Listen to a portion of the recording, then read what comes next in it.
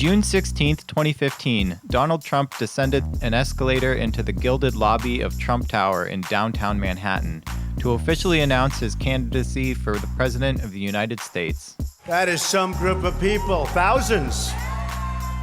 The idea that Trump could actually win the U.S. presidential election didn't occur to many people at the time, certainly not to American liberals, who viewed his campaign as an irrelevant publicity stunt and a way to score some easy laughs. Donald Trump, just last week, he confirmed to the National Review that he is again considering a run in 2016. Do it. Do it. Look at me. Do it. As the months dragged on, this laughter became tinged by a growing sense of unease as Trump steadily rose to the head of the Republican pack. Donald Trump is America's back mole. It may have seemed harmless a year ago, but now that it's gotten frighteningly bigger, it is no longer wise to ignore it. Yet even as he ascended the stage of the Republican National Convention to accept his party's nomination in July of 2016, many people still refused to believe what was happening right before their eyes. We're back with David Hundo P. Pluff, the man who says Hillary Clinton has a 100% chance of winning. I continue to believe Mr. Trump will not be president. So you think this presidential race is just about over? Virtually over. The only thing that can save Donald Trump now, frankly, is some type of external intervention. This came to an abrupt end on election night as stunned pundits soberly announced that Donald J. Trump would be sworn in as the 45th President of the United States. You're awake, by the way. You're not having a terrible, terrible dream. Also, you're not dead and you haven't gone to hell. This is your life now. This is our election now. This is us. This is our country. It's real. Thank you. The Democratic Party and its various corporate media appendages had grossly underestimated the anti-establishment backlash that decades of neoliberal capitalist policies had fostered among broad swaths of the American population. Trump's campaign had effectively tapped this deep reservoir of seething anger and poured gasoline on the flames by appealing to the patriarchal and nationalist impulses of white America. Get the fuck out of here! Our country, motherfucker! Our country! Proud fucking American! Made in USA, bitch! Trump! I love Trump! Fuck you! On election night, as 4chan trolls and alt-right figures celebrated and liberals sank into paralysis and fatalistic despair, anarchists, anti-authoritarians, and crowds of angry youth took to the streets. In cities across the country, large, spontaneous demonstrations broke out before the votes were even finished being tallied. Many of these protests were militant, with participants burning effigies, clashing with police, and shutting down major highways.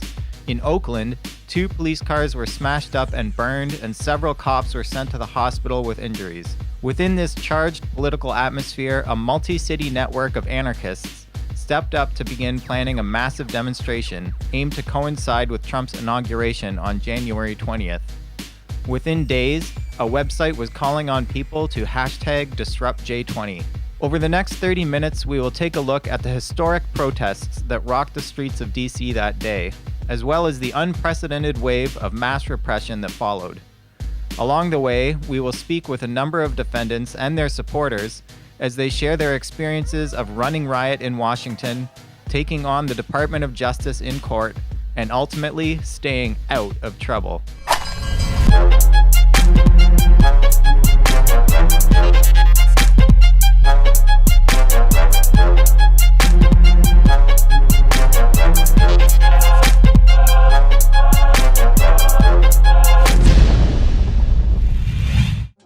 We need somebody that literally will take this country and make it great again.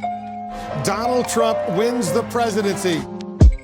The next day, we're just like, now what? Days later, we had a website up, put together a video, a Facebook event, and all this. Folks got a spokes council together. It was probably one of the best mobilizations of coalitions that I've ever been a part of. The spokes councils were according to the principles of consensus and according to also the St. Paul principles of organizing. It's a great way to organize a massive number of people according to basic anarchist principles. Our solidarity will be based on respect for a diversity of tactics and the plans of other groups. The actions and tactics used will be organized to maintain a separation of time or space. Any debates or criticisms will stay internal to the movement, avoiding any public or media denunciations of fellow activists and events. We oppose any state repression of dissent, including surveillance, infiltration, disruption, and violence. We agree not to assist law enforcement actions against activists and others. Different assemblies organized different aspects, and there was about 9 different blockades that were organized in those assemblies, as well as like a permitted march, J19, which was kind of like a protest against deplorable, as well as the anti-capitalist and anti-fascist march. So we were able to convene broader mass meetings that drew 400 to 600 people in some cases, break down into smaller working groups around the specific direct action blockades, the unpermitted march, the permitted festival of resistance, art, housing, medics, legal, like we had a whole array of things. No one wanted to just show up and just show out. Like there was a definite message about disrupting the inauguration. Burning cars and smashed windows. Protesters dressed in black, their faces covered, armed with hammers and bricks. Bricks and rocks being thrown right here at the police. 6 officers reportedly injured.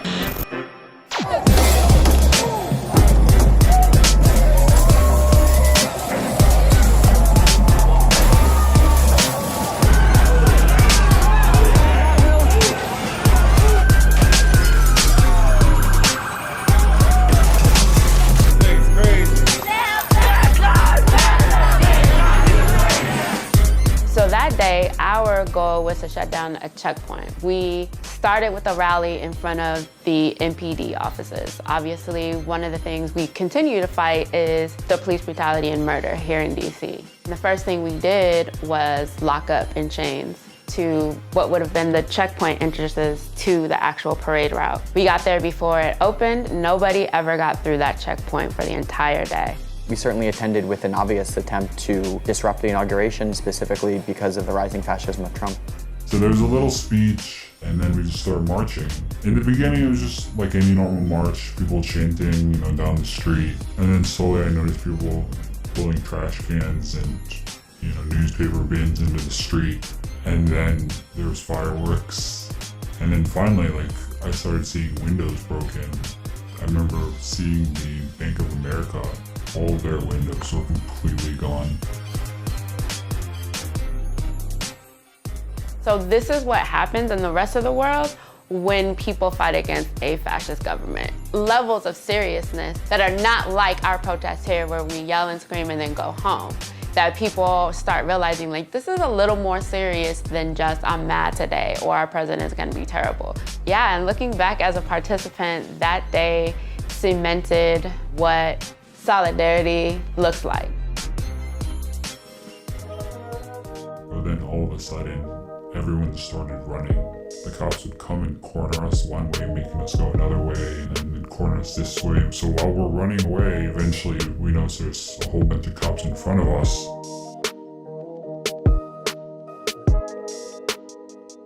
We were eventually kettled on a corner of 12th and L Street in downtown DC. The bravery and the spirit that people maintained during a very long period of being held outside on the corner. And so we were held from about 10 a.m. until well after nightfall, and people were very good about sharing food and sharing water and medical supplies and cigarettes or whatever else people needed to kind of keep their state of normal. And so the actual arrest was a very interesting time where people were sharing tactical advice and strategic advice.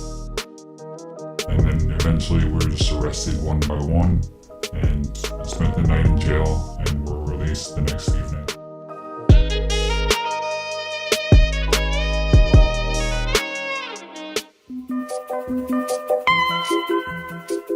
For years now, cops in DC have had a reputation for being relatively restrained when it comes to dealing with public protests. But while it's therefore understandable that the indiscriminate use of flashbangs, pepper spray, and mass arrest that occurred at the J20 protests caught many participants by surprise, these actions weren't without historical precedent. Hey, hey, ho, ho! The IMF has got to go! Hey, hey, ho, ho! Back in the heyday of the anti-globalization movement, Washington was ground zero for two major protests against the World Bank and IMF, where similarly heavy-handed crowd control tactics were employed by DC's Metropolitan Police Department, or MPD, as part of an official policy of preemptive mass arrest dubbed Trap and Detain. At the so-called A16 anti-capitalist demonstrations of April 2000, the MPD arrested over 1,300 people, including a sweeping roundup of 648 protesters on the eve of the weekend's major demonstration. 2 years later, at a similar protest in September of 2002, the MPD and federal U.S. Parks Police encircled and mass arrested around 400 people in Pershing Park, 1 block away from the White House. Detainees were hogtied and left in stressed positions for more than 24 hours before ultimately being released. Civil rights lawyers, led by the Partnership for Civil Justice, responded to these 2 mass arrests by suing the MPD and the federal government. The resulting lawsuits cost DC taxpayers over $20 million in damages, embarrassed city politicians and the police top brass, and ultimately led to legislation that placed new controls on police activity, including guidelines explicitly outlawing the use of arbitrary mass detention. But it's a well-known fact that police don't exactly appreciate checks on their authority, and the cops in DC are no exception. On the day of the Disrupt J20 protests, interim police chief Peter Newsham, who 16 years earlier had personally ordered the mass arrest of protesters in Pershing Park, had been on the job for just over 4 months, and no doubt emboldened by Trump's campaign promises to give cops free rein to brutalize people however they saw fit, he decided that the era of playing nice was over.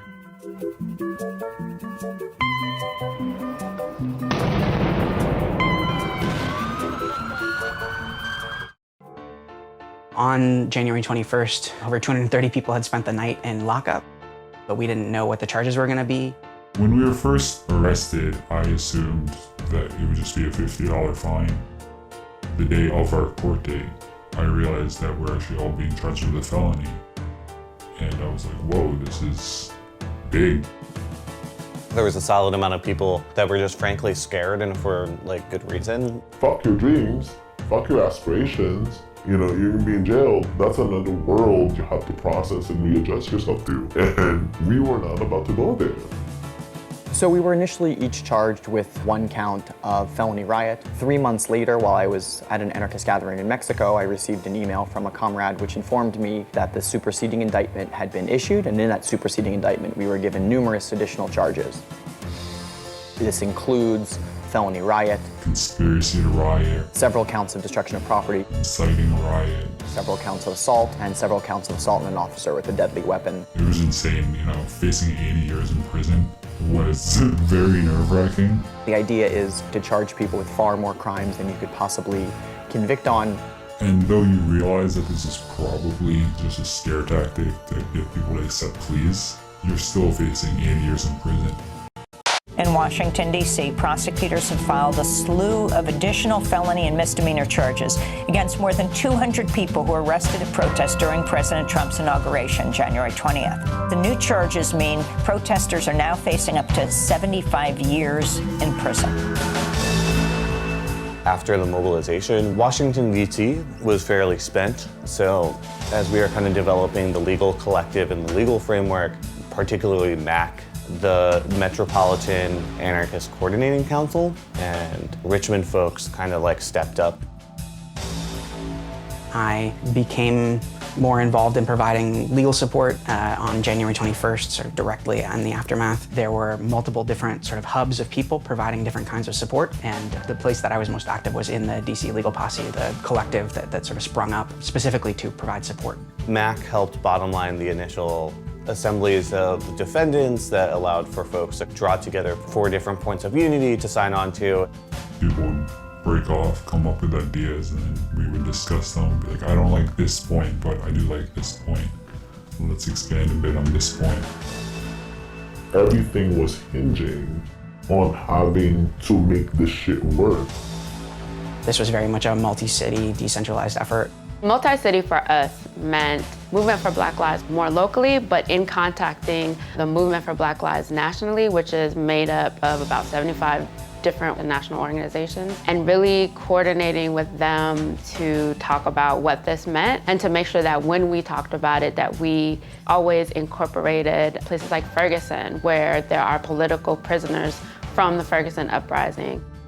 So the coordination essentially were weekly meetings and different calls that people did legal research and kind of like formed working groups. And those working groups did various tasks. I was able to help with a lot of the media work.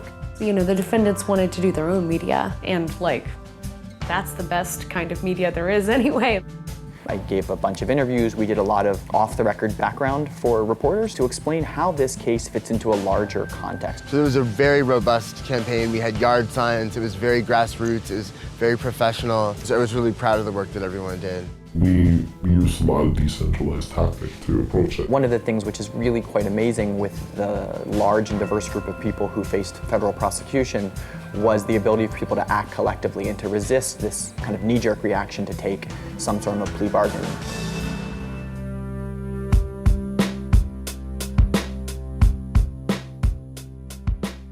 Before J20, there had been folks charged with rioting at Standing Rock. I think that there was a charge in Minneapolis. There was a charge brought in the same day in New Orleans. I think that there were similar charges brought against activists in Sacramento. And so people were worried that this was going to be part of a wave. I would say that the charges are designed to criminalize certain forms of dissent. They're designed certainly to criminalize tactics and strategies, specifically the use of public mass assemblies and specifically the use of black bloc tactics. The U.S. Justice Department actually tried to say that participating in the Black Bloc was a conspiracy riot. Very early on, it became clear that the state had taken the 230 people and broken them up into categories. And it seemed to be that the categories were meant to show a continuum of culpability. There was movers, which were like allowed for reabsorption. There was alleged breakers, which were people who did an alleged act, such as break a window or throw a newspaper box into the street. The third category, which I was accused of, was an alleged organizer. People who allegedly made the Black Bloc on J20 happen. The fact that there had been these changes to police procedure and these limitations to police tactics that had been won after some pretty brutal clashes in the early 2000s had sort of established the tone in DC. And I think a lot of people in DC had gotten used to the police handling people with kid gloves. And I think the police had gotten used to a lot of permitted marches. I've grown up here, I've lived here my whole life. We thought that there wouldn't be mass arrests on J20 because there hadn't been mass arrests since something like a decade prior. One of the reasons that it caught everyone off guard in DC is that the law that was used to prosecute people hadn't actually been used to prosecute anyone since the early 70s. And it was passed by Congress in the wake of the uprisings in Newark and Detroit, basically because they were afraid of the prospect of black people rising up in DC. There was a definite need to say why we support J20. You know, a lot of times folks were like, that's just them skinny white folks with masks on, and we don't have anything to do with that, when the truth is, they are us and we are them. And so it could have been us on J20, but it's always us as Black liberation fighters. The potential threat for becoming political prisoners or political casualties is high in this game, and we know that.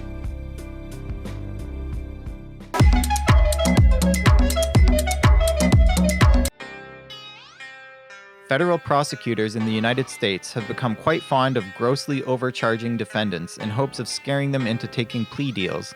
It's a big reason why more than 90% of criminal offenses in the US never make it to trial. This was the same tried and tested strategy that U.S. Assistant Prosecutor and Deputy Chief of DC's Felony Major Crimes Division, Jennifer Kirchhoff, tried to use on the J20 co-defendants, by slapping a staggering list of felonies on nearly 200 individuals connected only by the dubious assertion that everyone arrested on the streets of DC that day was part of a conspiracy to riot. Kirchhoff no doubt expected those on the receiving end of these charges to freak out and start flipping on one another, thereby setting the stage for a series of easy convictions for lesser charges. Unfortunately for her, the J20 defendants refused to roll over. Early on in their legal process, many of them signed on to a shared statement of principles in which they made it clear that they would refuse to cooperate with the state's efforts to prosecute them, and pledged to coordinate legal defense and support efforts. Faced with this firm resolve and collective solidarity, the U.S. Department of Justice had no choice but to try and make their outlandish case stick. In a desperate attempt to do just this, they subpoenaed California-based hosting provider DreamHost to try and force them to turn over the IP addresses of everyone who visited the website disruptj20.org. They also sought access to suspected organizers' personal Facebook accounts in an attempt to dig up dirt that might help prove the existence of a conspiracy. These efforts largely failed, and they were forced to rely heavily on evidence provided by discredited far-right news outlets. The ensuing trials were a massive humiliation for Kirchhoff and the entire American justice system.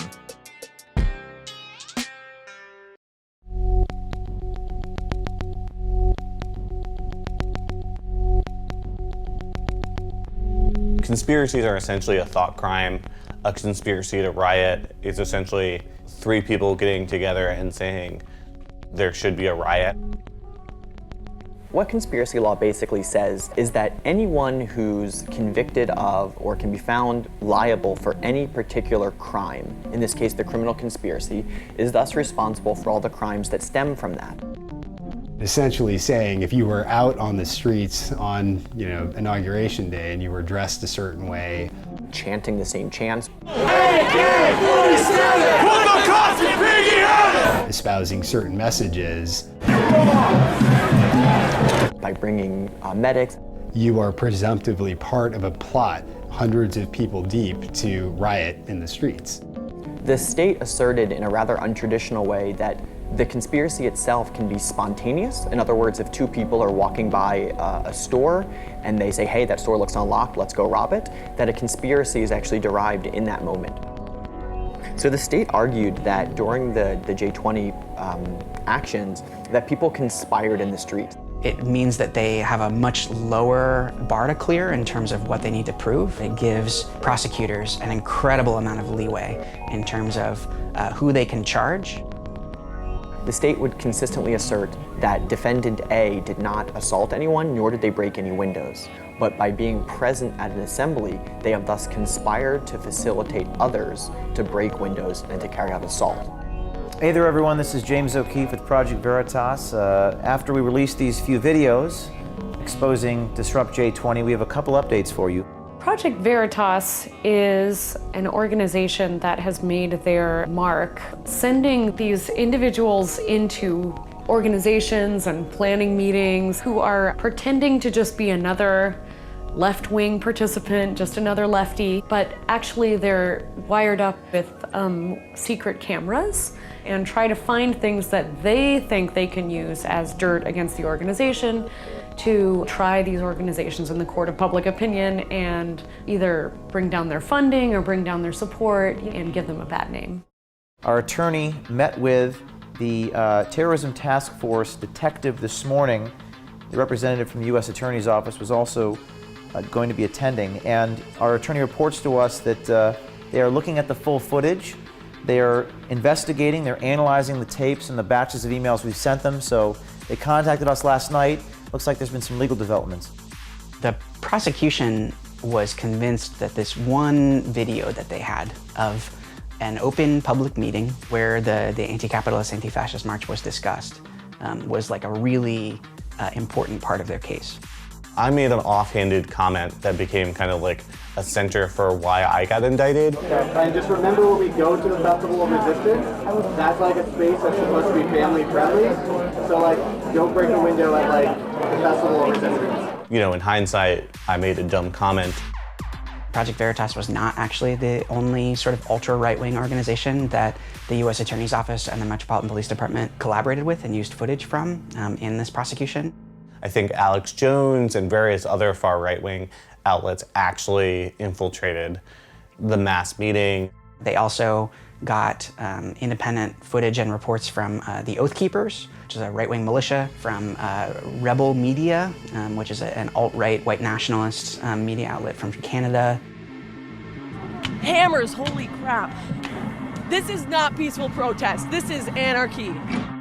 At the end of the last of those video files, the Project Veritas operative is chatting with a few people, and you see at the end of the video, the initial one that we got, the operative and this guy he was talking to kind of walk out of the doors of the building they're in, and the video just stopped.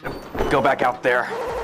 A year plus later, after some litigation about, very generally speaking, the completeness of the Project Veritas cache that the defense had been given, the government made a second disclosure of the 4 video files we got, plus some additional video files we had never been given access to. The 4th video file of that initial 4 that was disclosed, when we get to the end scene when the Veritas operative and the other gentlemen are walking out, it doesn't abruptly end. The U.S. Attorney's Office protested that the reason that they cut that off is because there was nothing on screen. And so people think that maybe like the person who was wearing the button cam put on a jacket. So there was still audio, but there was no video. And in that audio, the person who was recording the video called Veritas and said, Yeah, I was talking with one of the organizers from IWW. I don't think they know anything about like the upper echelon stuff. That led obviously to a whole bunch of uproar and more litigation. They withheld like 69 videos, but they also withheld the identity of the person who filmed the videos. A week before trial, my lawyer was actually able to interview them, and all of a sudden they also became a star witness in my case. They actually undermined the narrative that Kirchhoff was putting out there by saying, like, I didn't believe anyone was planning violence that day. And that ultimately led to the chief judge finding a Brady violation. Brady v. Maryland was a Supreme Court case from the 1960s that basically said that prosecutors have the obligation and the duty to turn over any evidence that even has the possibility of being exculpatory, basically helping to demonstrate the innocence of the defendant, to the defense as a part of discovery. And as a result of all of that, he dismissed certain charges with prejudice against certain defendants, barred the introduction of any Project Veritas videos, and any evidence of a conspiracy. He effectively wiped out the government's conspiracy case. And from that moment forward, the dominoes just started falling, and there were no more prosecutions after that. In a blow to the Trump administration's efforts to silence dissent, the first trial of people arrested at Inauguration Day Disrupt J20 protests ended Thursday. In December, 6 of those people were acquitted, and the government dropped charges against 149 others. However, 59 protesters are still facing multiple felony charges. The group defends J20. The government, in a statement, said that it would now, quote, focus its efforts on a smaller core group that we believe is most responsible for the disruption. Prosecutors have dropped felony charges against several people who face possible decades-long prison terms after they were arrested. Dozens of protesters arrested at President Trump's inauguration are now off the hook, and some of them could get paid. What? On July 6, 2018, the state quietly dropped its charges against the final 39 J20 defendants, bringing the drawn-out legal saga to a stunning conclusion. In the final tally, out of the 226 individuals eventually prosecuted for their participation in J20 protests, 205 cases were dismissed, with 21 individuals taking plea deals, most under youth statutes that saw the bulk of their charges dropped. The state wasn't able to secure a single jury conviction. Throughout the course of these proceedings, J20 defendants received an outpouring of solidarity, with comrades around the world taking part in coordinated days of action, dropping banners, throwing up graffiti, and dedicating militant direct actions to their cause. These comrades knew that the stakes of this case were high, which only made the victory so much sweeter. And to top things off, class action lawsuits have been filed against the Metro PD, which will almost certainly translate into a nice little payday for co-defendants, thanks to the cops' inability to follow their own rules. Additional proceedings have also begun against Kirchhoff herself, stemming from her botched attempts to secure decades-long prison sentences through a desperate campaign of lies and misinformation.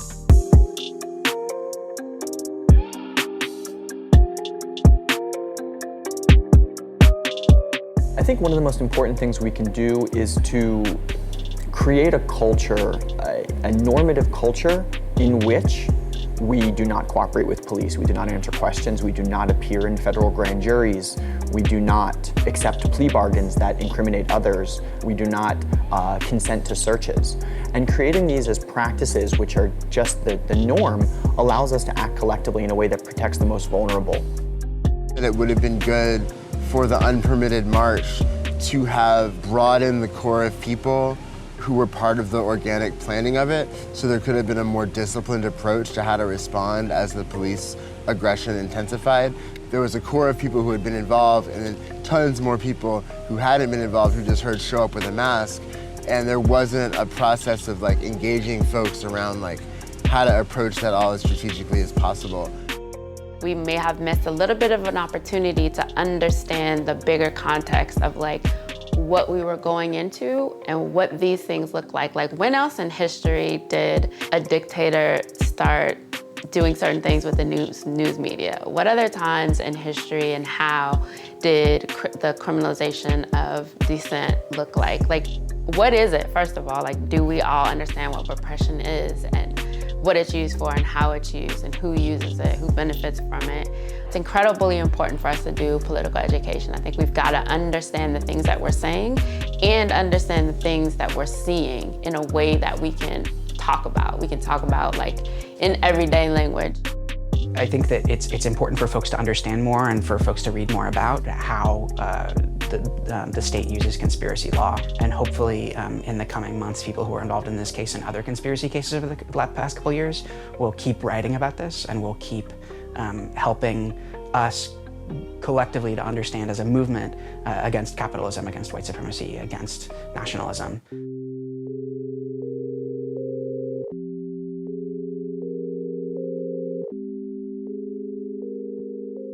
So a couple months after we were all arrested, I was at home and I get a frantic call from my coworker. So I go on Facebook and I see that my personal Facebook is being attacked. My address is being given out. They obviously know where I work, and it was clear that I was doxxed by the far right. A list of everyone arrested during the J20 was released, and I believe, and what most people believe, is that the cops actually provided this list to the far right. We fought the feds subpoenaing our Facebook. Then they wound up actually getting access to all of our data with names redacted except for our own names.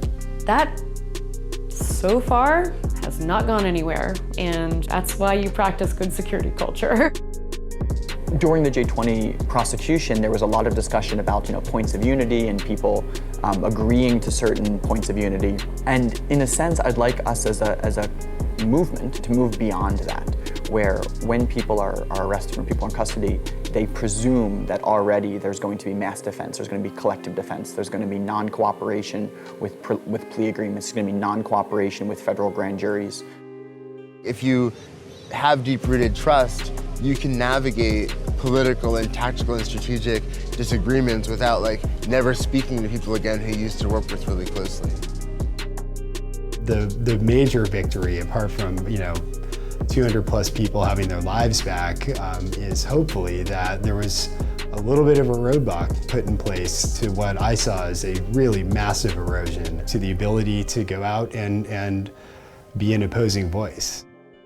In terms of social precedent, in terms of the ways that people treat this case and might react to similar things in the future, having this as one of the examples to sort of draw on, I think that was really important and a big win for the left and for the grassroots.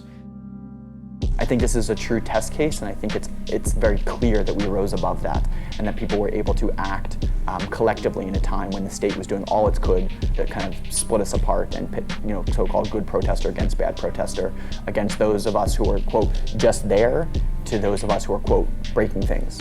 And so I think that really is an example of solidarity in action and a real true strength of our collective abilities. J20 may have been the first mass prosecution of political dissidents in the Trump era, but it hasn't been the last, and you can bet that there's more to come. Since taking office, Trump has presided over sharp escalation in state repression, a trend that has coincided with a surge in paramilitary white nationalist and fascist violence. So far, migrants, refugees, and Muslims have borne the worst of this reactionary wave, but they are not the only groups in the crosshairs. As women and trans folk brace themselves for expected rollbacks of gender identity and reproductive rights emanating from the Supreme Court, new federal and state legislation has already been introduced to criminalize numerous different forms of political protest, with laws specifically targeting land defenders and anti-fascist protesters for enhanced sentencing. Meanwhile, the FBI has adapted its COINTELPRO playbook for crushing black liberation struggles, this time under the guise of fighting so-called black identity extremists. These continue to be dangerous times, and while we can and should celebrate the J20 victory, it's also important to not allow it to lull us into a false sense of security. So at this point, we'd like to remind you that Trouble is intended to be watched in groups and to be used as a resource to promote discussion and collective organizing. Are you interested in starting a local legal support collective, or just seeking to increase your crew's knowledge of how to navigate the court system? Consider getting together with some comrades, organizing a screening of this film, and discussing where to get started. Interested in running regular screenings of Trouble at your campus, info shop, community center, or even just at home with friends? Become a troublemaker. For $10 a month, we'll hook you up with an advanced copy of the show and a screening kit featuring additional resources and some questions you can use to get a discussion going. If you can't afford to support us financially, no worries. You can stream and/or download all our content for free off our website, Sub.Media/Trouble. If you've got any suggestions for show topics, or just want to get in touch, drop us a line at trouble@sub.media. Just a heads up that we've decided to hold off on our fundraiser drive until the new year, but we're going to be stocking up on swag, so be sure and check out sub.media/gear for all the Sub.Media fans on your Christmas list. This episode would not have been possible without the generous support of Ropt and the excellent footage shot by Wes, Brandon, Ross Damani, and the good folks at Unicorn Riot. Stay tuned next month for Trouble number 17 as we take a look at our society's current mental health crisis from an anti-capitalist, anti-colonial, and anti-state perspective.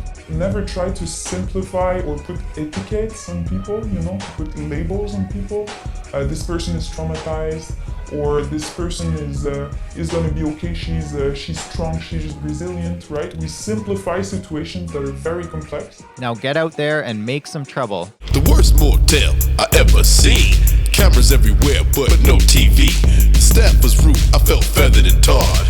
If they on Yelp, they get 0 stars. Don't get me started on the shuttle service. Zip-tied heat blast swerving on purpose. Sweat dripping makes back into my eyes. I think the limo driver was a cop in disguise. When life gives you bologna and pepper spray, you put it in your tummy with no delay. Cause at the Motel Newsham, enjoy your stay. Might be the only thing you eat today.